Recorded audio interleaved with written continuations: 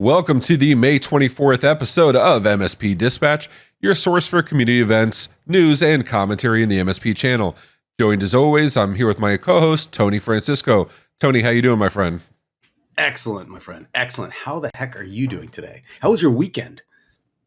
It was fantastic. I had a good time. I actually disconnected from the internet. How crazy is that? And got back to Miami with a ridiculous amount of news. So why don't you say we get into it? Let's jump into it.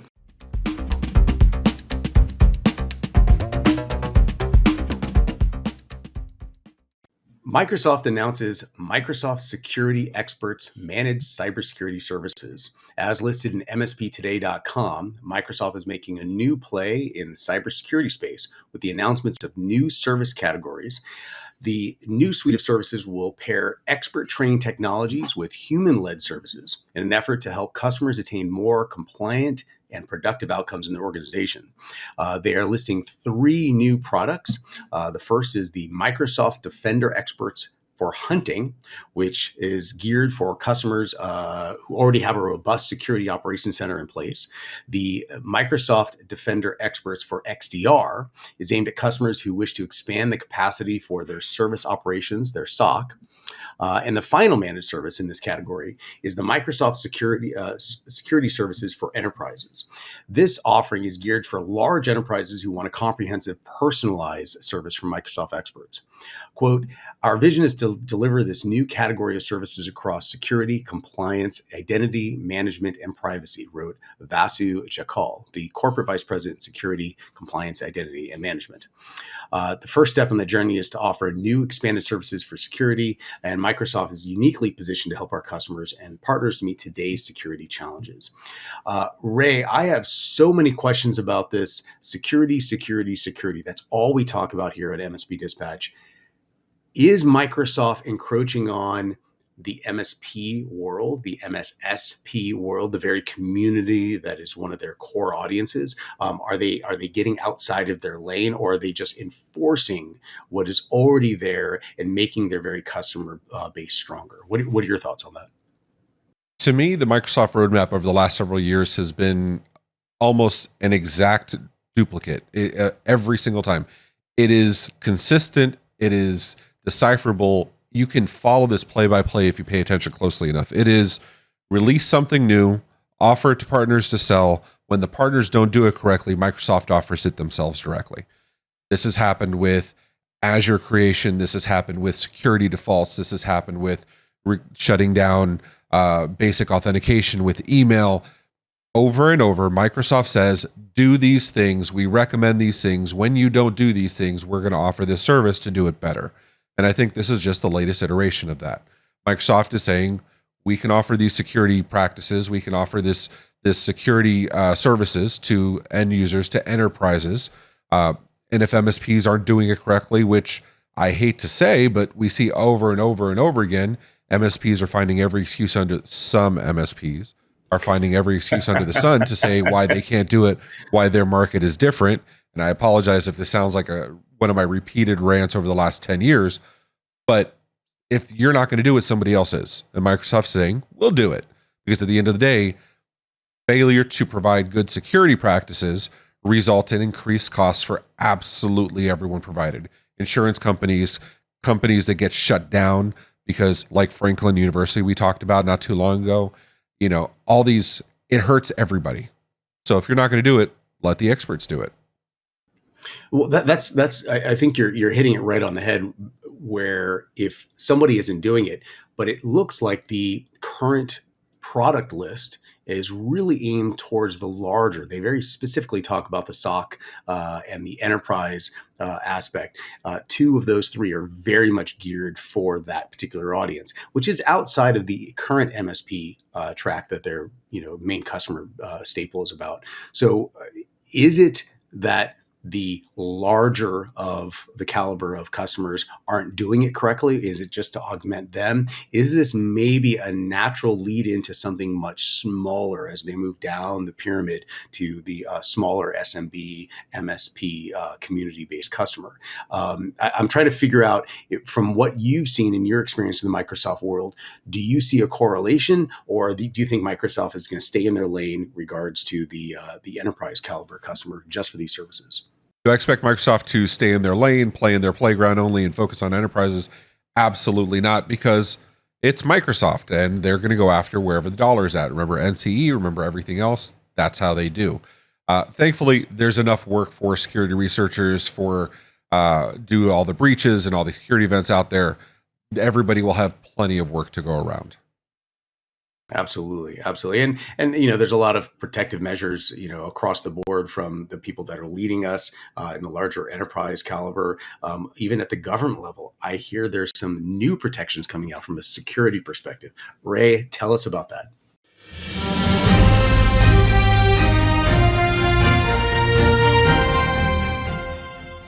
Absolutely. The U.S. Department of Justice will no longer be prosecuting ethical hackers under the CFAA.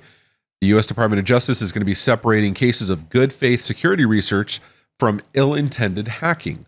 Under the new policy, software testing, investigation, security flaw analysis, and network breaches intended to promote the security and safety of the target devices or services are not to be prosecuted by federal prosecutors. Similarly, publicly leaking data found in an exposed database or selling it to others cannot be justified even if the owner was unresponsive. So it will still be prosecuted. Snowden, this close, man. To talk about this, we've brought on noted security researcher Jason Slagel of CNWR. Jason, how you doing, my friend? I'm good. How about yourself? Good. So we've talked about ethical hacking. We've talked about VDPs. You've found your fair share of bugs out there in the wild with large vendors. There's always a risk inherent to this kind of research, right? How are they going to take it? Can you give your perspective of that? Yeah, I mean, we typically rely on safe harbor, which is, like in a VDP, giving us basically a free pass to do that. This kind of extends safe harbor to everybody, but it does raise a lot of questions as to where that line lives. One of the things that I was immediately thinking of, there's those groups that have used vulnerabilities in like routers to patch the routers. Is that okay now? I mean, because that's pretty huge if it is. I remember that. Those were, and it was something like 20,000 devices. It wasn't even a small number. Tony, is this how are we going to separate this? How are we going to separate ill intentions from, good faith security research? This sounds ridiculously ambiguous, in my opinion. They say the road to bad places is paved with good intentions, and everything is an interpretation. So it really comes down to who's interpreting what and how, and then what are they going to use that as a driver for? Are they using that to meet an agenda? Is it one small grain of sand in a much larger brick, which is going to be a much larger building that they're constructing over time? But one grain of sand at a time is a lot more than people realize in the security world. We all know that. This is just leaving that door wide open for that. But there are benefits. So this is a Jason question. There's so many things I want to ask. At the same time, don't want to know, Jason, if you had this ability to do whatever you want based on your interpretation of an ethical or unethical hack, what would you do with it? Using take over the world, or you get again back to the example I just brought, right? Like we get plenty of examples here where vulnerability comes out and people don't just patch, right? Using the ability to use that vulnerability as a white hat hacker to just patch people that aren't fixing the problem would really lower the number of botnet incidents as well as potential, ransomware, right? If we saw a lot of cases go for a long time after Exchange where people left these web shells out there, right? If I could use the same vulnerability or the same web shells to clean those up, then those people can't be hit later. So let me ask you, when you're picking targets to research, are you traditionally, prior to this announcement, were you picking products that already had a VDP that had safe harbor conventions, or was it did it play a factor, I guess, is my real question.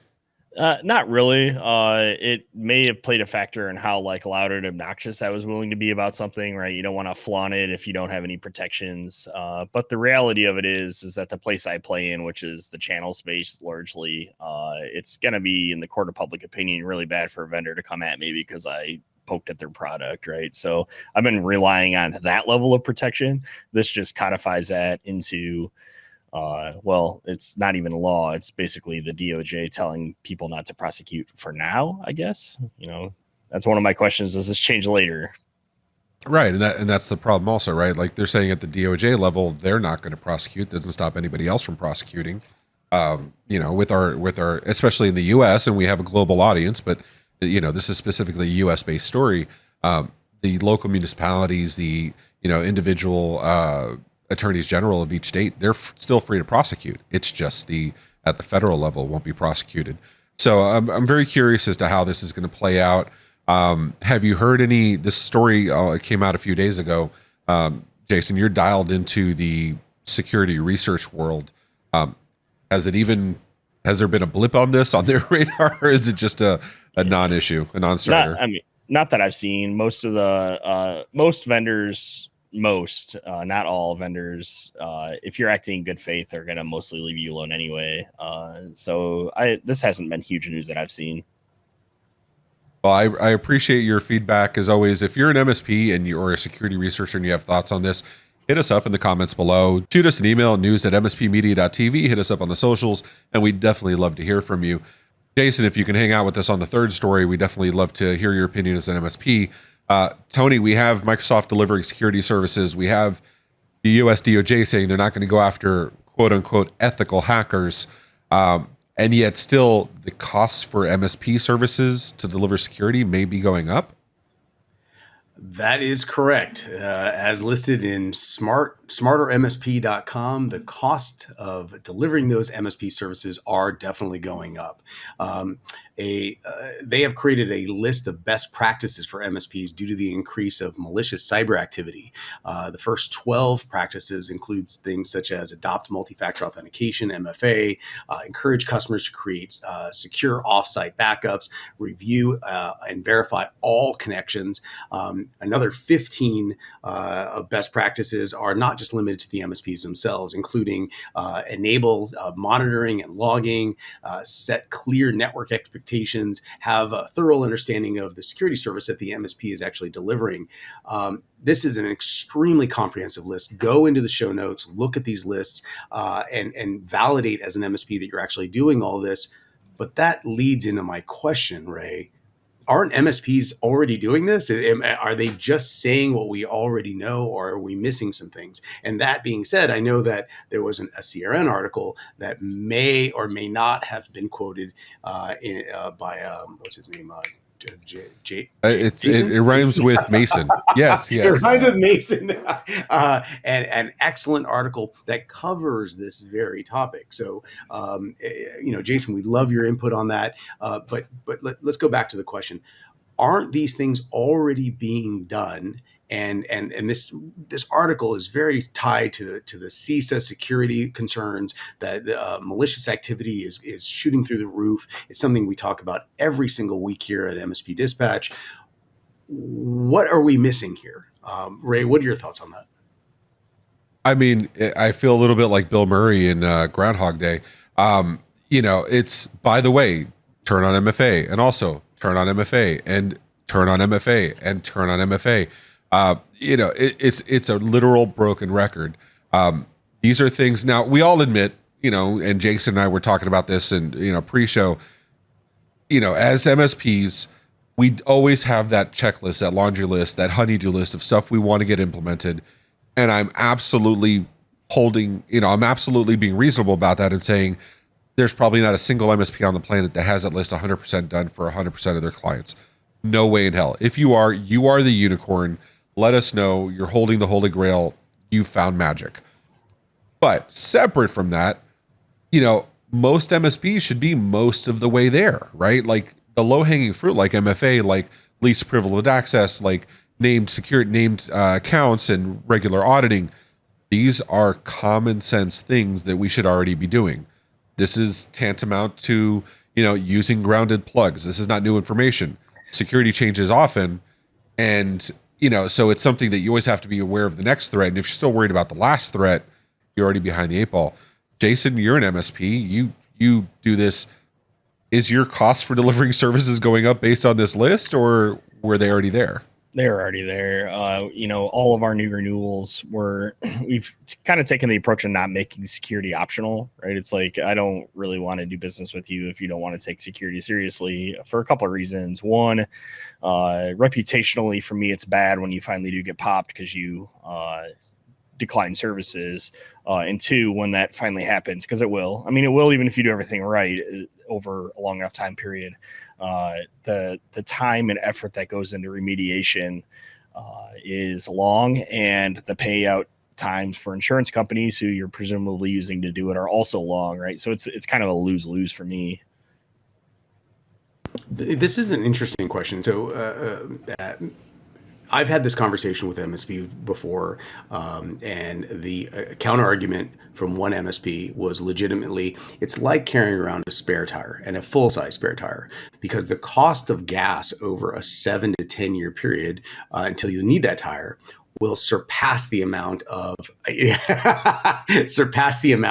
tow truck during that period as well. And I was fascinated by the argument, because although it did have some legitimacy in some aspect, that correlation versus causation scenario is very much applicable, because in the context of you being there with a blown out tire, in the context of you actually being hacked, where now there's ransomware and everything's taken off site, the cost of that resolution is detrimental. It could be the cost of your entire business, just like that, overnight. And how do you convey that to your customers? And do you struggle with that?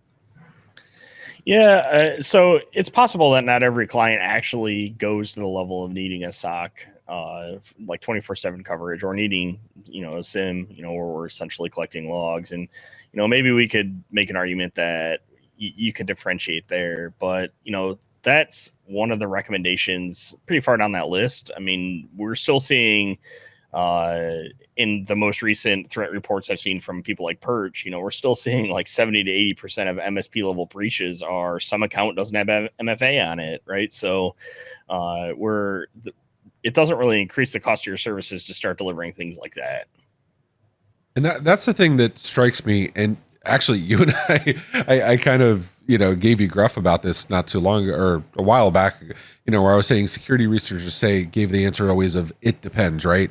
And I know you've done a lot of work since then to give real, practical, realistic items that, could be done. But we all know security it's a grayscale, right? It's not black or white. It's not on or off. There's a list of items that absolutely have to be done. If my basement is leaking and it's flooding, I have to address that now. Painting the house, I may get to later. I would definitely love to see something from CISA, from anywhere, saying, this is the block of things that these are non-negotiable. You have to do this. This is not a question of, I'm not a target, I'm not infrastructure, I'm not whatever. Get this done. And then these are the things that SOC, SIEM, whatever, that we recommend, but they're not in that have-to-do list, right? We would all argue we could all say non-administrator accounts for regular users. That should be a non-negotiable. If you have a SOC SIEM, a 24/7 SOC SIEM, maybe depending on the client need. And I'd even argue SIEM probably should be a low-hanging fruit at this point with the number of options out there, including Azure Sentinel for most things. Jason, what do you say to that? You see the other side of what happens when we don't do these things. I think the CISA article is intended to be that non-negotiable list. It does call out some things like SIM, but it doesn't actually call out SIM. It calls out centralized logging, right? Which is in 6 months of logs, and that's a little bit different than running full SIM services. And that should be achievable by everybody now using a ton of options. There's a cost associated with the storage and potentially some costs associated with the collection. But that's not unachievable by any MSP at this point.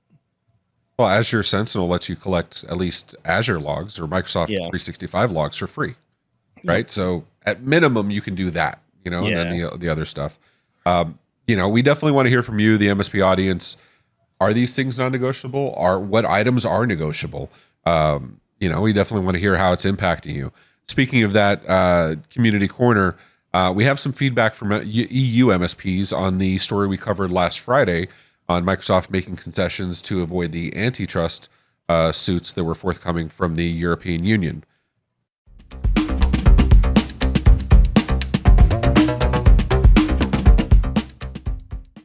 So both MSPs asked not to be named, but first one, I asked them how it was affecting them, and we wanted to hear back from them. First response, I find some of the legal underpinnings interesting, and it may never get to court. But if the court were to rule that Microsoft had to allow other public cloud providers to offer their software tools on their own clouds, I would wonder that ruling might apply to other companies. Google, Apple in particular. Seems like any antitrust decision in this area would have some pretty broad ramifications. MSP number 2 stated, I find it interesting, and in all honesty, it's a good thing. When you also look at Azure Hybrid Benefit, which I still have a lot to learn, it makes it even harder to compete on price. We currently mainly host just for quality or where there's a specialist requirement to do so, i.e. Linux or other bits. This is a very interesting development, and guessing they want to be ahead of any antitrust argument that may come. But until further details are released, they're reserving judgment. Like anything else, with Microsoft recently, some headlines seem good, but the proof is in the fine print. And I can't say I disagree with either of these comments. It's yet to see. So we asked for your comments and commentary, and you gave it to us. We post every episode of MSP Dispatch on the RMSP subreddit for MSPs. And here are some of the comments we got back. We will always do our best to show every side of things. That's the good, the bad, the ugly. So these are not, I want you all to feel comfortable giving your comments to us. We take every single one. We want to hear it. And we're starting off with the first one. This feels spammy. And I completely understand. I want to be very clear. I am a vendor. I own a MSP. We own a VoIP company. Tony is also a vendor to MSPs. But I hope you've seen after these up-to episodes that we've done of MSP Dispatch, the goal is not to sell you anything. The goal is actually to give you unbiased commentary and news for the MSP community. And that's exactly what my response was. I'm open to any and all criticism. The content is specifically news for MSPs and has no vendor pitch at all. But that's my side, and I want to hear back. Actually, they came back and took and understood a little bit. I see your points. Take the time to review everything after seeing your comment. Just seems like it may be better suited for a vendor thread. And I absolutely understand that. We want to hear your side of it. If you have those comments, it will make us better going forward, please. TNT Gavin, which is Gavin Stone over in the UK, and also admin of MSP Geek. He says, I actually find it quite helpful, and it's an easy way for him to digest the important news. And Andrew says, Ray's a very active community member. I'm not sure if I know Tony, but I'd be tempted to say, without having watched it yet, it's probably valuable industry commentary and not just by OIT VoIP spam. OIT is a good product, not knocking it, just saying he does contribute to the community outside of just being a vendor. We also have commentary saying, good start. Not sure about the House of Mouse house or whatever that was. I assume that is some Florida inside baseball for Mickey Mouse. Absolutely, House of Mouse is what we call Disney World. No different to the Bronx Zoo being Yankee Stadium, that kind of thing. Just wonder how biased this will become if you start taking money from vendors. That's an excellent point, and I want to cover it because it's not something that we've discussed previously on the whys or the whats of MSP Dispatch. We will never take money from any vendor, period, including our own, to cover stories specifically for their benefit or to cover any stories that they want, period. That is not how this is ever going to work. MSP Dispatch has been created as a news organization, and that is our goal, to give unbiased and ethical commentary and stories for the MSP audience. We will have ad spots that will be clearly identified in the future that will be separate from the news stories. And if there's ever any criticism or any concern about that, we want to hear from you, whether it's anonymously or directly. We're open to all of it, but we want to hear from you. We want this to be the beacon of justice and ethics in the MSP space. Lord knows we all need a little bit of that in our MSP space. And with that, I think that covers all of our commentary and feedback from you, the audience. So we definitely appreciate you. Again, news at mspmedia.tv. Hit us up on the socials or shoot us comments right here in the YouTube videos. But we have some community events coming up. What do we got coming up here?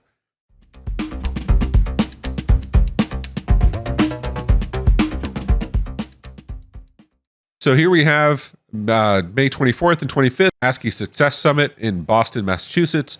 Also on May 24th, today, Practical Incident Response Planning hosted by Huntress. I will be attending that one myself. Also today at 2 o'clock, Roaringly Easy Billing Reconciliation hosted by Gradient MSP and LionGuard. Tomorrow through the 28th, IT Nation Secure Capture the Flag competition. And May 27th, 10 a.m., MSP Dispatch Week Wrap-Up presented by yours truly and Tony Francisco. That is the May 24th, 2022 episode of MSP Dispatch with your hosts, Ray Orsini and Tony Francisco. We appreciate you, MSP audience, as always. Tony, thanks so much, man. Your insight, it's always appreciated, dude. I love you and the entire audience. And one thing I want to say, though, comments. We love the feedback. And if you say you don't want to be mentioned, we won't mention it. But I'm pretty certain that other people are thinking the same thing. So we really appreciate all of you. Thank you so much, everyone. Thanks, everybody. Take care of yourselves and each other. This has been a broadcast of the MSP Media Network.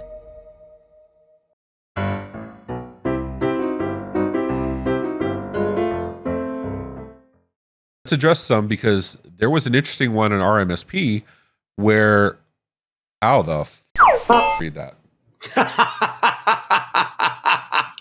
Oh, that was funny. You gotta be. I was on mute on there. Sorry, normally I'm on mute.